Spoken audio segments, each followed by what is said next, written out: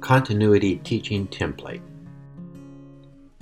The easiest way to get your course material on Canvas is to import the Continuity Teaching Template. Start by logging into Canvas. To do this, open a browser, Chrome is recommended, and go to fresnostate.edu/canvas. Now select the Canvas Login button. This is your Canvas dashboard. Each card represents a course. Locate the Commons button on the global menu to the left and select it. The Commons is a repository of curriculum.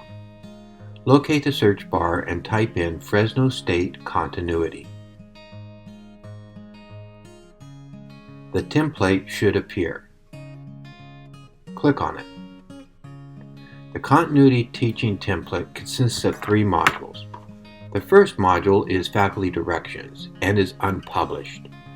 It provides directions on how to add course information to the module, set up the gradebook, and how to communicate online. The second module is Start Here. This module is information and help resources for the student. The third module is a basic module which can be duplicated for each instructional topic to be covered.